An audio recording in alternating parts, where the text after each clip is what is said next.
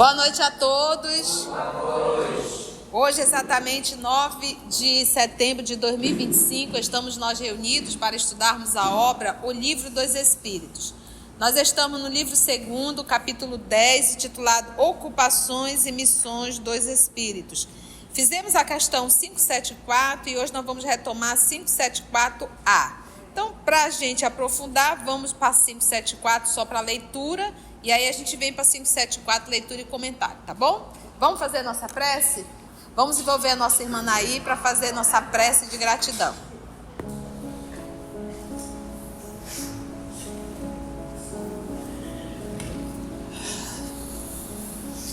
Amado Mestre Jesus, mais uma vez juntos aqui estamos para estudar a Tua doutrina, os Teus ensinamentos e o Teu caminho, Senhor. Nos ajuda, Senhor, a cada dia para que nós entendamos mais e mais que Você vem nos trazendo há mais de 2000 anos.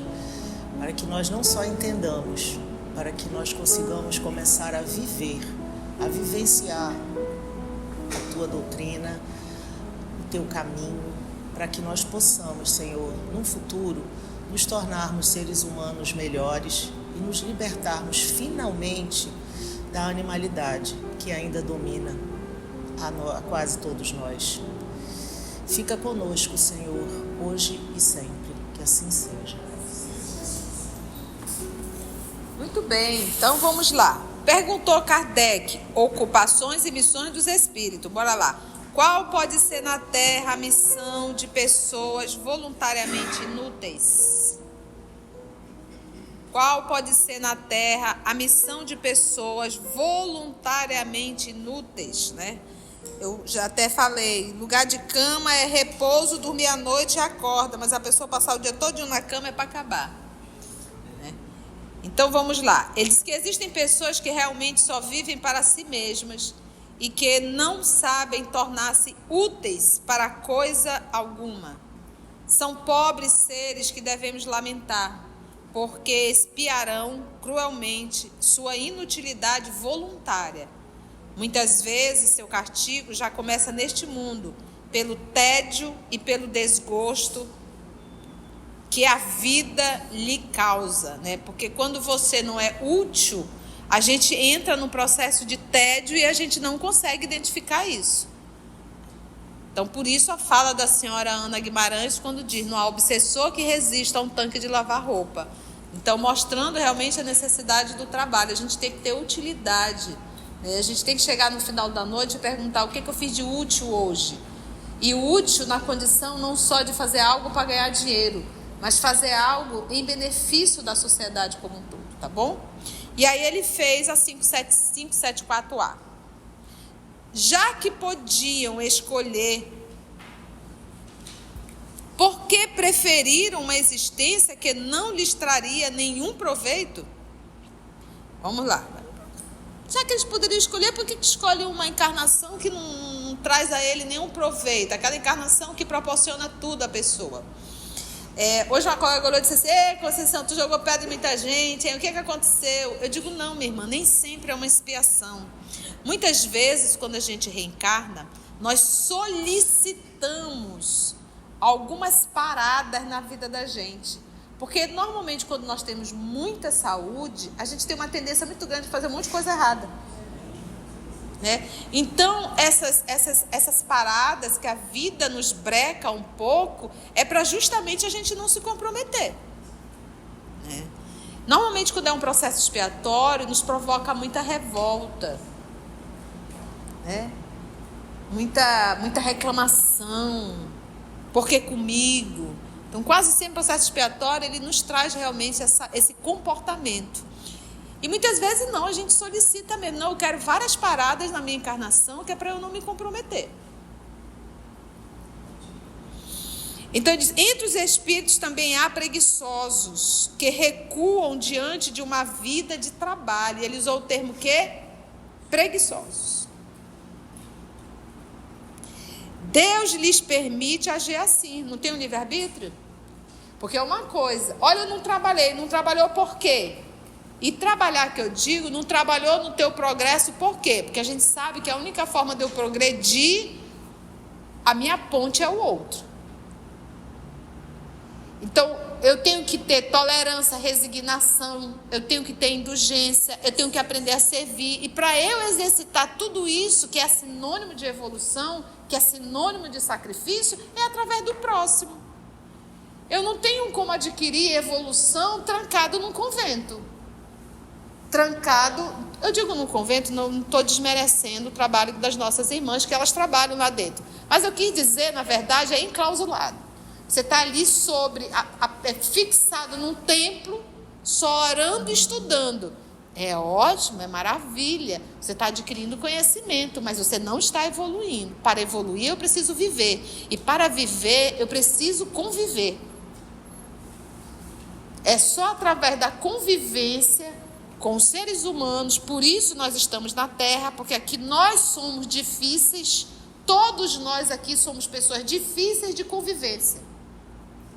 Todos nós somos. A gente sempre pensa que o outro é difícil, a gente não para pensar que nós também somos difíceis de conviver.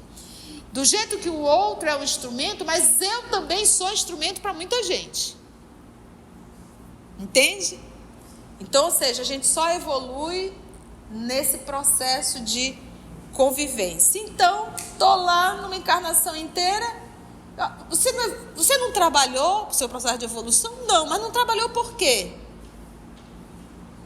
Por preguiça. Por acomodação. Beleza, meu filho. Agora você terá uma encarnação em que você terá motivos para não fazer nada pelo outro. Por quê? Porque você vai em regime de prisão. Então, por regime de prisão, a gente sabe, a gente não tem escolha, está aprisionado em uma situação. Você imagina o que é passar uma encarnação inteira preso numa cama?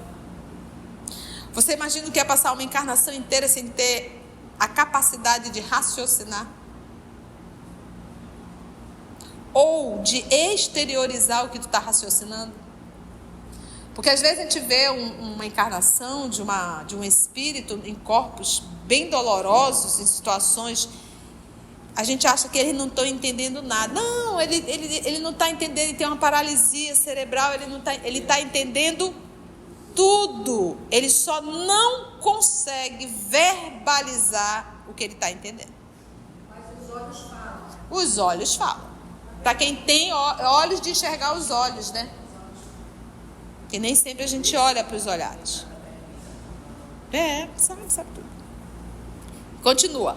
Deus lhes permite agir assim. Mais tarde compreenderão a própria custa os inconvenientes de sua inutilidade, que é o inconveniente você ser inútil, e eles mesmos pedirão para recuperar o tempo perdido.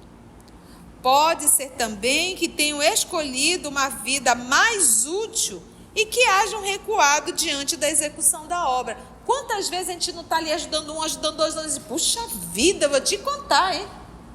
Só dá eu aqui. Parece que só existe eu aqui para resolver tudo isso.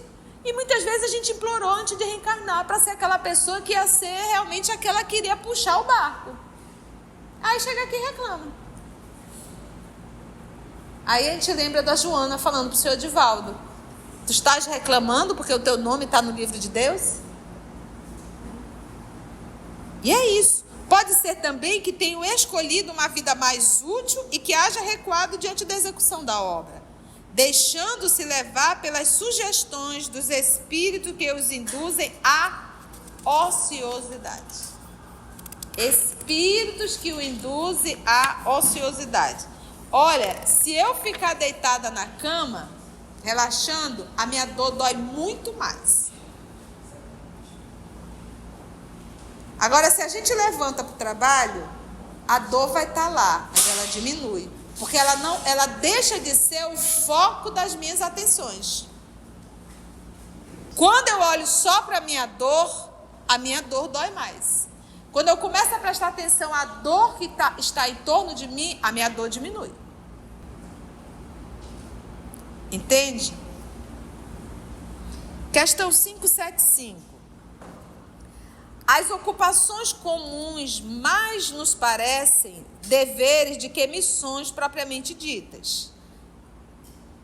as ocupações comuns, ser mãe, ser pai, ir para o trabalho, a própria profissão que a gente escolhe, o próprio ambiente no centro espírita. Ele diz, as ocupações comuns mais nos parecem deveres do que missões propriamente ditas.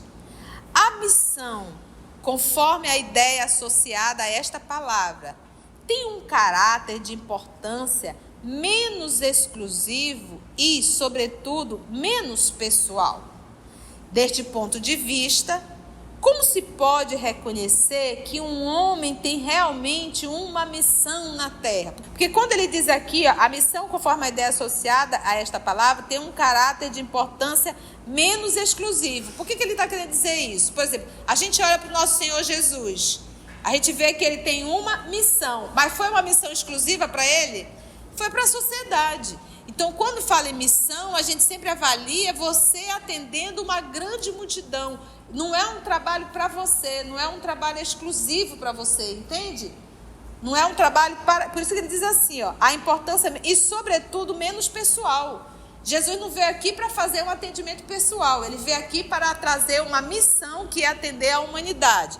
O professor Denis Arrivaio é um missionário? É um missionário. Ele veio trazer a codificação da doutrina dos Espíritos. Então, sempre que fala em missão, a gente vê dentro dessa amplitude. Aí é essa pergunta que ele faz. Deste ponto de vista, como se pode reconhecer que um homem tem realmente uma missão na Terra? Entendemos a pergunta? Para mim, missão é algo que não é pessoal, não é algo para atender algo, é algo que é do coletivo. Então, partindo desse princípio, como é que a gente pode identificar uma missão na Terra? Pelas grandes coisas que realiza, pelo progresso a que conduz os seus semelhantes. Então, se eu faço um progresso e se eu proporciono o progresso do meu irmão, isso é uma missão. Então, é por isso que a gente diz que ser mãe, ser pai, e que você vai promover o progresso do seu semelhante, isso é uma missão. Assim diz, a missão de ser pai, a missão de ser mãe. Se está realizando o progresso do seu semelhante, é uma missão. Por isso que ele respondeu, pelas grandes coisas que realiza e pelo progresso que conduz ao seu semelhante. Então, o professor é uma missão. Está promovendo o progresso. Gente, é um ato de extrema caridade você libertar consciências.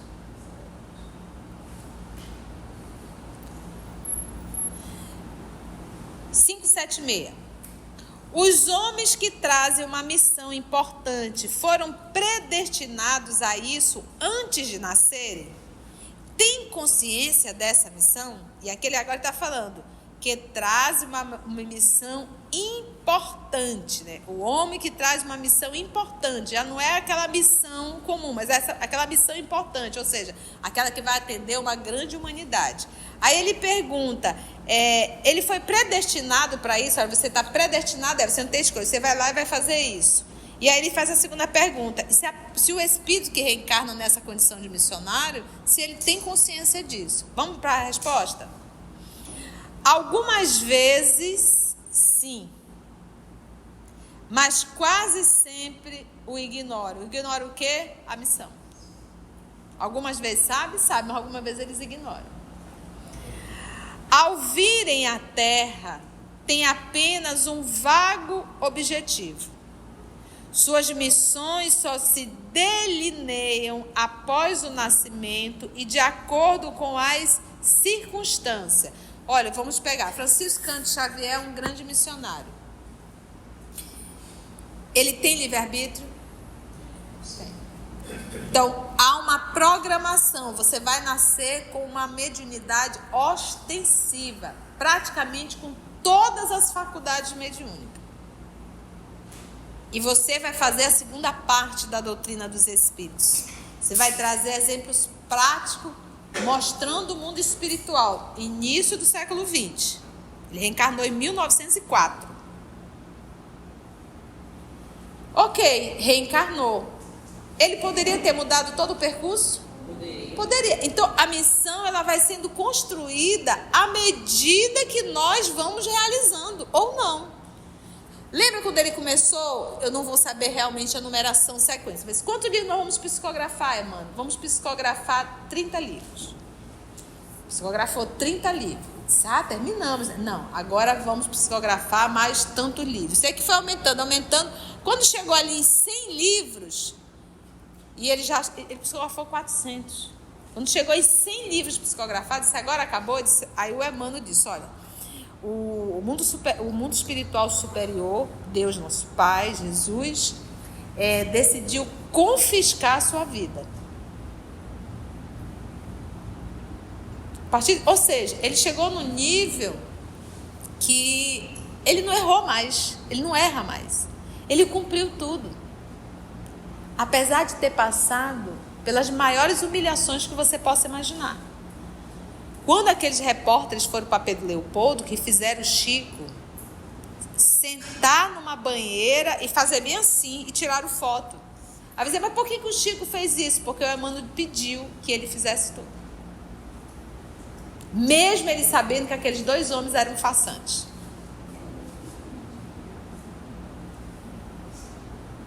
Você está pronto para isso? Entende? Então, ele já tinha cumprido. Ele passou em todos os testes. A partir de agora, tua vida foi confiscada, é 100% o trabalho de Jesus. E ele mesmo conta essa história, ele diz assim, está pelo YouTube ou livros também, ele disse assim, mas e se eu não aceitar? Aí Deus tem todo o direito de te tirar. Porque a vida não é nossa, a vida é de Deus. Na hora que Deus quiser tirar, ele tira. Ele disse, então tá, eu aceito. Mas ele falou, obviamente, imagina Chico, super dócil, super amoroso. Então, quando ele diz assim, algumas vezes sim, tem consciência, mas quase sempre o ignoro. Ao virem à Terra, tem apenas um vago objetivo. Suas missões só se delineiam após o nascimento e de acordo com as circunstâncias. Deus os impele, os empurra, vamos dizer assim, ao caminho em que deve cumprir os seus desígnios. Então, quando Deus empurra, tudo vai se arrumando na tua frente para que você siga esse caminho. E muitas vezes você diz, não quero seguir não. Mas Deus arrumou tudinho, está tudo certo. A gente é que se torna rebelde muitas vezes. Não é assim a vida da gente? A vida vai nos conduzindo. As pessoas sempre dizem assim, eu achei o canal por acaso e mudou a minha vida. Foi por acaso? Não foi por acaso. Existe uma programação para que você chegue até ali, escute aquele texto para você seguir determinado caminho. Estamos juntos? Tá ok? Questão 577. Quando o homem faz uma coisa útil, age sempre em virtude de missão anteriormente predestinada ou pode ter recebido uma missão não prevista? Vamos pegar o apóstolo Paulo? O senhor Saulo de Tarso, ele era um doutor da lei. Mas carregava virtudes dentro dele. Virtudes muito nobres. Era um homem que não tinha nenhum problema na área sexual. Extremamente família. Zeloso da lei. Disciplinadíssimo. E determinado no que deseja fazer. O senhor Saulo de Tarso não é um ser humano morno que fica em cima do muro tentando agradar os dois lados. Que a pior coisa que a gente pode fazer para a nossa evolução é em cima de muro. Por isso que Jesus foi pessoalmente e disse, esse é um vaso escolhido por mim. Esse aí está pronto. Tanto é que o Estevão falou isso. Ele foi fiel a Moisés até o fim. Quando ele conhecer Jesus, ele vai ser fiel.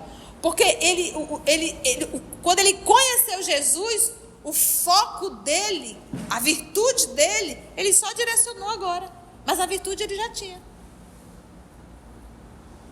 Então, estava programada essa missão de Paulo? Quem sabe?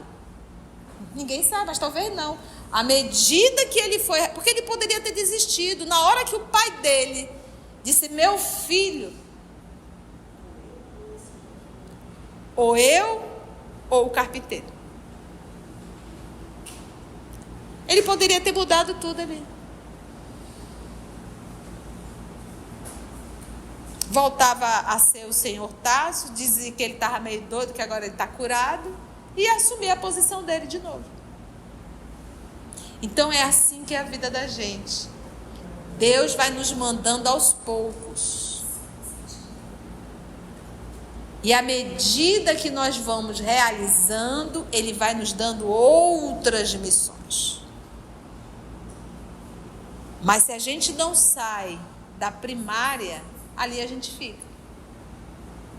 Então, à medida que ele vai vendo que o soldado está sendo fiel ao seu comandante, aí ele vai dando novas missões, porque ele está realizando, está se capacitando, e aí sim ele vai dando. Então isso pode acontecer. Nós temos livre-arbítrio.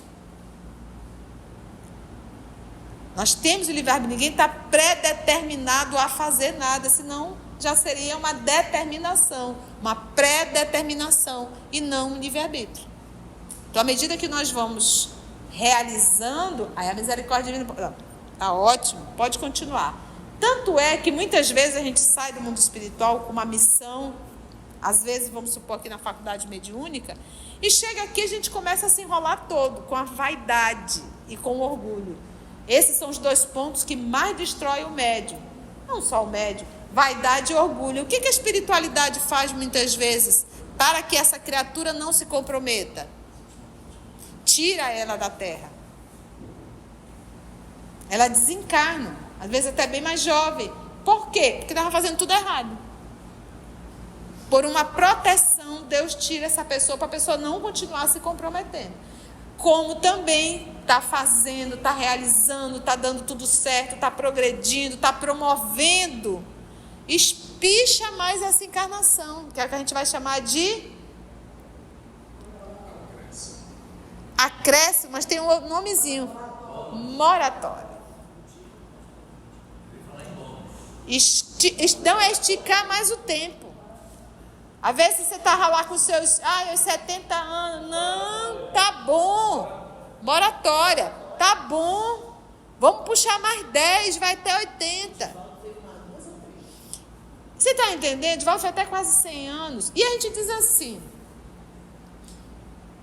porque a gente tem um instinto de conservação. Então a gente quer ficar por aqui. Tem ninguém, eu estou doida para morrer. A pessoa tá bem da cabeça falar isso. Né? Tá doido. Porque vai contra o instinto de conservação. Você vê que a pessoa tem esse próprio nosso Chico, com todo o conhecimento dele, não, eu quero viver. Estou com nenhuma pressa de ir para o outro lado. Né? Esse povo está com uma pressa, eu não estou, não. Então, o instinto de conservação, ele nos pede realmente para que a gente dê continuidade aqui. Mas não pensa que isso aqui é dar continuidade para o lazer, é dar continuidade para a luta. Aqui não é o lazer, aqui não é o paraíso. Aqui é ambiente de trabalho e de luta constante. A gente viu o que fizeram com o Divaldo nos últimos momentos dele, a falta de respeito de muitos irmãos espíritas, por causa da sua posição política. Ele foi agredido, e não foi pouco. Então a gente continua vivendo apanhando.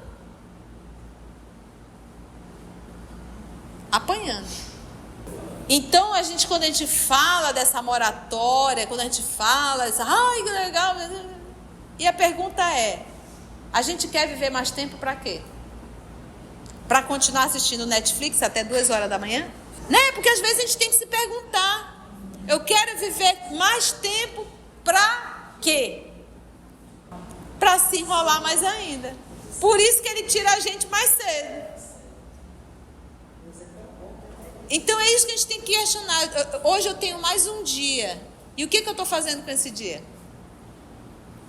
O que eu fiz com esse dia? Fiz as mesmas coisas de ontem? Por isso que a gente diz, o espiritismo não é para quem quer, é para quem aguenta, né? Então vamos para a resposta. Nem tudo que o homem faz resulta de missão. De uma missão o quê? Predestinada. Muitas vezes ele é o instrumento de que se serve um espírito para fazer que se execute uma coisa que considera o quê? Útil, o espírito. Por exemplo, um espírito julga que seria bom escrever um livro, que ele próprio escreveria se estivesse encarnado, o espírito.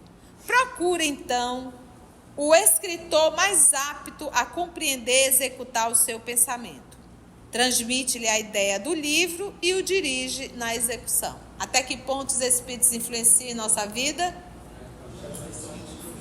Quase sempre são eles que vos... E a pessoa nem sabe disso. Procura então o escritor, mas a criatura já é um escritor. Ele procura um escritor encarnado mais apto para realizar esse trabalho. Ele vai intuir esse cidadão.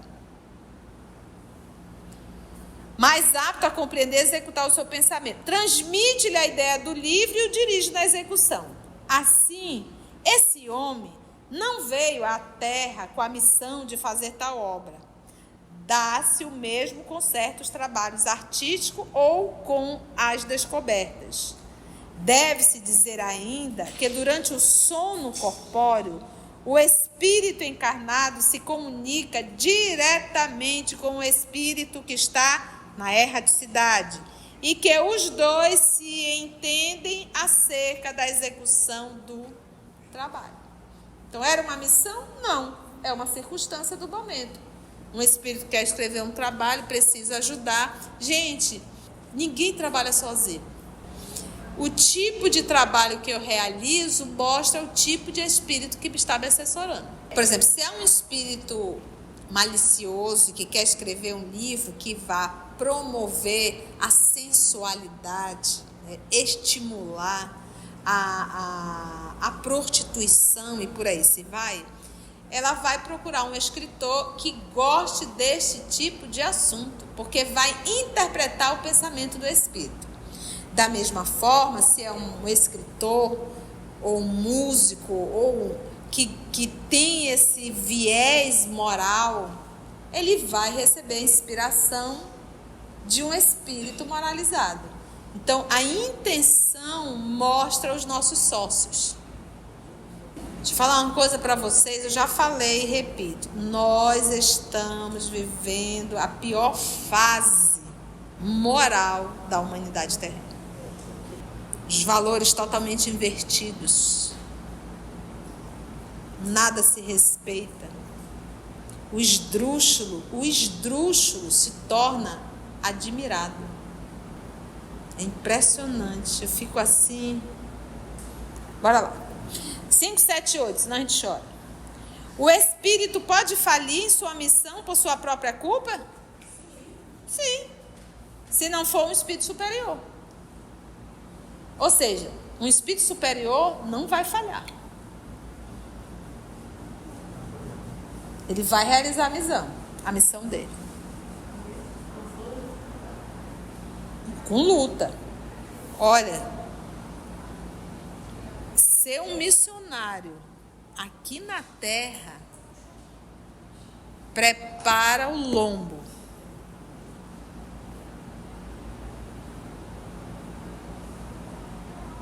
Porque não é fácil. Entendeu? É pedrada de tudo que é lado. Porque é só a gente pegar o nosso maior exemplo, que é Jesus. O nosso Mestre Jesus, a bondade encarnada. E até hoje a gente não respeita o nosso Senhor Jesus. Até hoje nós não respeitamos o nosso Senhor Jesus. O que nós fazemos com os nossos semelhantes é um ato de extremo desrespeito ao nosso Cristo. Por isso que ele diz, quando fizerdes a um destes pequeninos, é a mim que tu estás fazendo. E pequeninos, ele não está falando de criança, ele está falando pequenino de espíritos ignorantes que somos. É a mim que tu estás fazendo. Olha o que é o amor, né? É a mim que tu estás fazendo. Não é por outro, é comigo. É comigo. Tu estás me fazendo feliz. 578A. Quais são para ele as consequências? Resposta: terá que retomar a tarefa. Que é isso algo que a gente sempre tem que pensar. Se eu vim programado para realizar, eu tenho uma missão, e eu não cumprir essa missão, eu vou ter que fazer o quê? Recomeçar.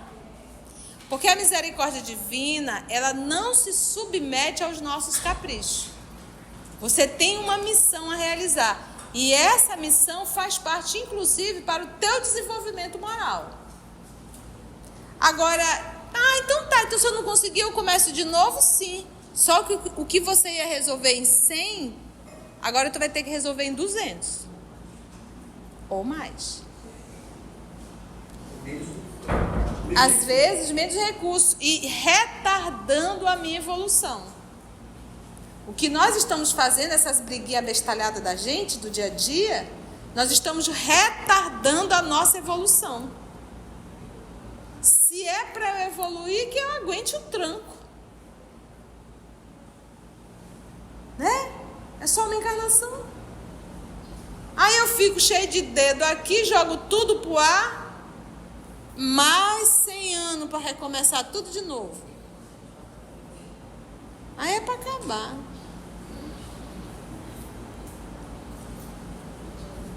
E a gente por isso que diz que é o mundo ilusão, né? A gente está aqui, a gente está iludido. Quando a gente volta para o mundo espiritual, é que a gente olha e diz: puxa vida. Só mais uma para acabar. 579. Já que é de Deus que o Espírito recebe a sua missão, como pode Deus confiar missão importante de interesse geral a um espírito capaz de falir? Pergunta aqui, o Kardec acha que vai ser chamado a atenção. Será que Deus não sabe se o seu general alcançará a vitória ou será vencido? Claro que sabe. E seus planos, quando importantes, e aí esse quando importante está grifado.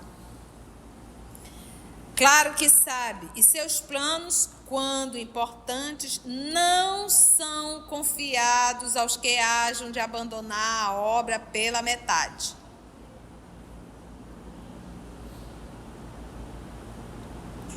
Para vós, toda a questão está no conhecimento que Deus tem do futuro, mas que não vos é concedido. Deus sabe? Claro. Para essa missão, isso aí não vai dar certo, não. Então, é aquilo que a gente aprende. Deus não nos dá fardo que a gente não consiga carregar. Então, muitas vezes, a vida familiar, alguma situação que a gente diz, eu não vou, calado. Dá sim. Eu gosto de uma frase do nosso Chico, que ele diz assim: Deus não exigiu que nós subíssemos o Everest, o monte. Ele pediu só que nos amássemos uns aos outros. Eu acho tão interessante, às vezes, a gente colocar a nossa vida em perigo. Um sofrimento desnecessário, subir uma montanha, às vezes fria, gelada, desapareceu no meio da neve e morreu. Né? Quantos sacrifícios nós fazemos desnecessário? Esse sacrifício que você está fazendo vai servir o que para a tua evolução? Né? Não, eu fui para acordei 3h30 da manhã, 4 horas da manhã, me meti no mato e que não sei o que, tô tudo ralado. E aí eu gasto de energia. Gente, são coisas que a gente para pensar e tu diz, que beleza, né? Você vai criticar? Então a gente, muitas vezes, na nossa vida, no nosso cotidiano, a gente faz um sacrifício enorme por conta de um esporte e não fazemos um sacrifício dentro de casa. Então isso é algo que não bate. A conta não fecha. Então, eu sei que o sacrifício que mais agrada a Deus é quando eu me sacrifício para auxiliar meu irmão. Por que a gente desagrada a Deus? Porque isso está promovendo a minha evolução. O esporte ele é excelente para o físico. E muitas vezes também ele acaba sendo para o meu estado emocional, mas não para a minha inteligência emocional. E muito menos para o meu desenvolvimento espiritual. Algumas vezes ele me auxilia, algumas vezes a regular as emoções. Ele ajuda fisiologicamente, né, ali o controle da serotonina, noradrenalina, dopamina, porque às vezes quando a gente diz assim, eu adoro o esporte radical. Por quê? Porque ele promove um movimento fisiológico dentro de ti, hormonal, que te dá uma sensação de prazer. Mas até quando eu serei escravo só do prazer? Quando é que eu começarei a me alegrar com os sentimentos de amor? Que difere de uma emoção fisiológica. Difere de uma sensação fisiológica de prazer. Então são coisas que a gente deve começar a parar para despertar isso, né? Esse nosso, por que eu estou aqui? Por que eu estou encarnado? O que eu estou fazendo da vida? Estou em evolução. O que é sacrifício, né? Às vezes você passa a noite todinha numa balada ouvindo um toque, toque, toque, toque, toque, toque, e você não cansa. Aí eu te digo assim, vai acompanhar alguém no hospital à noite? Dói aqui, dói ali, não suporta o hospital, né? Sabe, são coisas assim que você diz assim, eu tenho maior dificuldade à noite, para mim eu tenho que dormir, senão eu não fico bem, mas para viajar vai. Viajar a noite todinha nesses aviões horrorosos. Meu Deus, quando eu entro no avião, é uma sardinha em lata, né? Você tem que pagar muito caro para ir na primeira classe, são poucas pessoas que podem pagar. O que é a primeira classe hoje, se você entrar num ônibus, esses ônibus turísticos, você tem muito mais conforto do que entrar num avião desse. Eu não sei onde está direitos humanos. Sim, porque é desumano, gente. Isso é algo muito sério. Se você fizer um voo longo, você sai dali com problemas seríssimos. Circulação, as pessoas agora estão viajando com aquelas meias de alta compressão por trombose. Porque você não pode nem alongar para frente, não dá. E a pessoa, coitada, na frente, eu tenho horror. É horrível, é desumano. É desumano esse tipo de avião. Eu ainda cheguei, tive a honra de viajar na Varig. Pelo amor de Deus. Né? Aí você diz assim, mas é barato. Não é barato. Passagem não é barato. Né? Hoje, mas na época não se parcelava nada, né? Hoje se parcela, na época não se parcelava, os juros eram muito altos, você lembra, né? Tinha que comprar e correndo, porque à tarde o pessoal já estava etiquetando tudo. Então, são coisas assim que a gente pensa e diz, meu pai. Foi bom, gente? Se você chegou até aqui o final, deixa seu comentário. É muito importante a gente poder ler o teu comentário. Não esqueça de curtir para que possa divulgar a página. Dá o seu like, né? E, se possível, faça a sua inscrição no nosso canal e toca o sininho. Porque quando você toca o sininho, o YouTube avisa para você quando o EOS publicar um novo estudo. Então, receba um grande abraço da família EOS Manaus. Antes de orarmos em agradecimento, vamos ouvir algumas considerações da tia que destacamos neste estudo para a reflexão dos ensinamentos. Vamos aos destaques da tia? Quando eu olho só para a minha dor dói mais. Quando eu começo a prestar atenção à dor que está em torno de mim, a minha dor diminui. Se eu faço um progresso e se eu proporciono o progresso do meu irmão, isso é uma missão. Então é por isso que a gente diz que ser mãe, ser pai, e que você vai promover o progresso do seu semelhante, isso é uma missão. Ninguém trabalha sozinho. O tipo de trabalho que eu realizo mostra o tipo de espírito que me está me assessorando. Então, a intenção mostra os nossos sócios. Nós estamos vivendo a pior fase moral da humanidade terrena. Os valores totalmente invertidos. Nada se respeita. O esdrúxulo se torna admirado. Então, é aquilo que a gente aprende. Deus não nos dá fardo que a gente não consiga carregar. Então, muitas vezes, a vida familiar, alguma situação que a gente diz, eu não vou, calado. Dá sim. Eu gosto de uma frase do nosso Chico, que ele diz assim, Deus não exigiu que nós subíssemos o Everest, o monte. Ele pediu só que nos amássemos uns aos outros. Assim, concluindo o nosso estudo de hoje e agradecendo o nosso Mestre Jesus por mais este momento de aprendizado, vamos orar? E assim agradecemos ao nosso Pai Criador por mais uma oportunidade que nos foi dada de estudo, de reflexão e orientação. Que a Tua paz, amor de nossas vidas, possa nos inspirar, nos amparar, nos fortalecer para o trabalho e para a missão que nos compete. Que assim seja. EOS Manaus. Estudando para servir ao Cristo. Visite nosso site em www.eosmanaus.org.